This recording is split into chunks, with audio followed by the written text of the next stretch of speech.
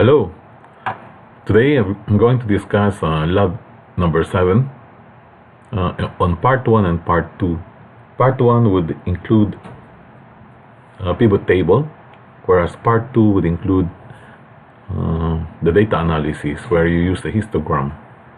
Okay, Lab 7 talks about the occurrence or the frequency, what you refer to as quite often it says frequency diagram, or in here I called it occurrence.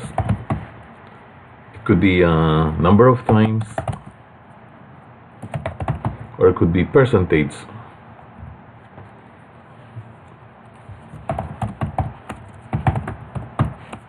Alright, so how many times this particular item occurred? So if we look at our data now, let's look at our data, which I have.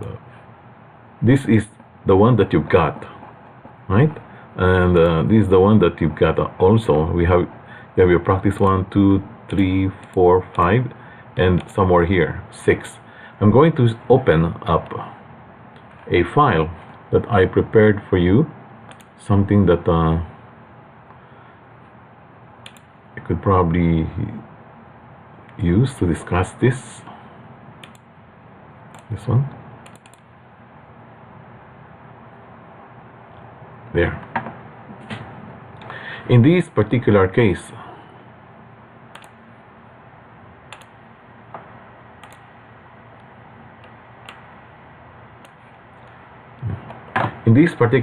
I have a data, products, carrots, and I have 20 sales order, specific sales order, buying from me. I'm a fruit vendor, and buying from me in various amount in Saudi Riyal and in terms of kilogram, and these are from different countries. So this is my header. Okay, and I'd like to know the occurrence per label, what we refer to. There are two types of analysis here, whether occurrence per label or occurrence per numeric range. What is that? When you say occurrence per label, you're talking about the number of times a banana was sold. It doesn't talk about the amount, how many times banana was sold.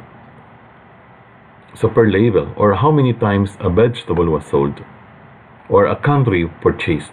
This is called per label. When you say occurrence per numeric range, you're talking about the range. You're talking about this, the range.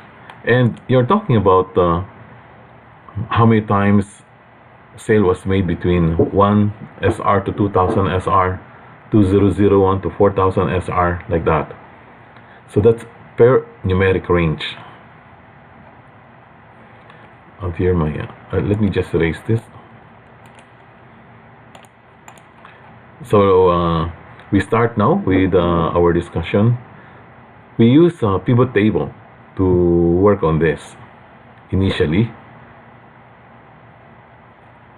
and let's see now, insert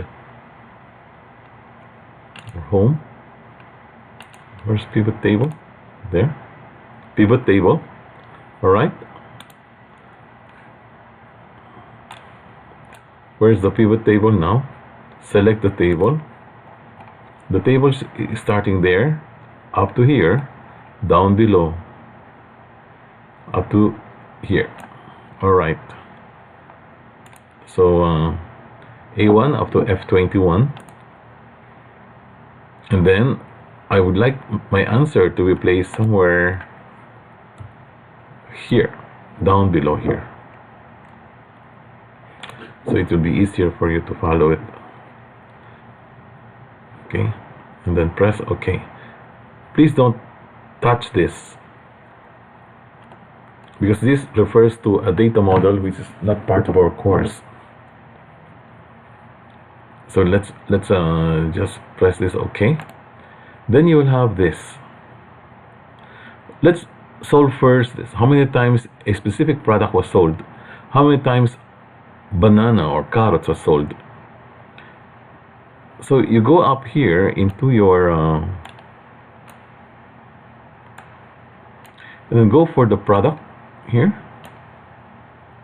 So you see, these are your product.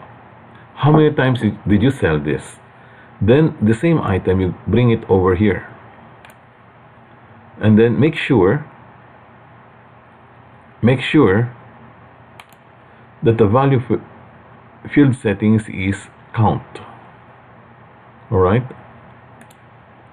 so it's product, count product, and that's it. So you have this. So apple was sold 7 times. Apple was sold 4 times. Banana was sold 7 times, meaning 4 sales order. Can we double check that? Apple 1, 2, 3, and 4. And so how many times a specific product was sold, how many times a specific category was sold, and how many times a particular country was sold. So for that country, solve that. Insert table, and same.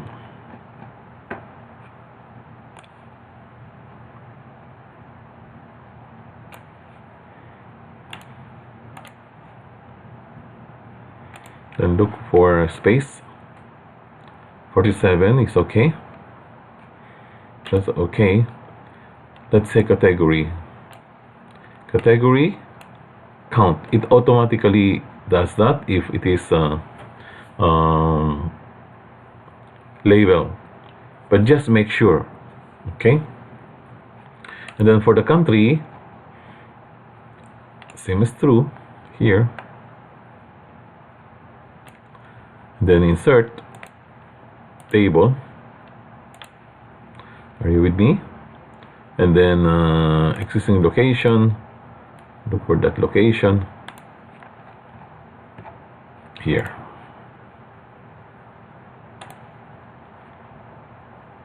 All right, so press OK. And country, then country. So Australia purchased 1 time, United States 6 times. All right, so that's for the occurrence per label. How about for numeric range? How do you do that? Same here. Please take a look. All right. Oh, no. I got a mistake now.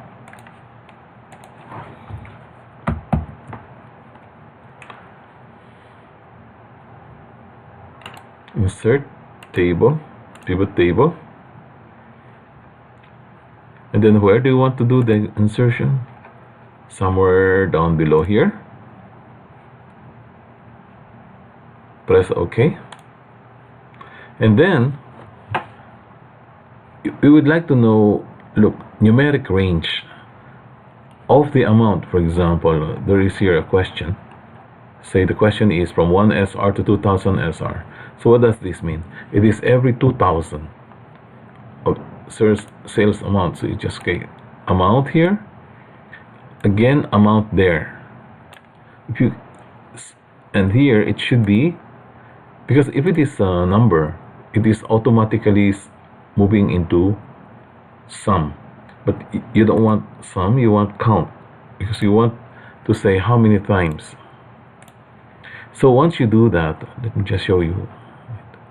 So it identifies now numeric point. We refer to this as a numeric point, not numeric range. So it is 617 1 time. So there are no same number. If there is the same number, for example, there are 26906, then it will register as 6906 and 2 here. That's the meaning of this. How do you now attain this? So now you go here, right click. Do you see that?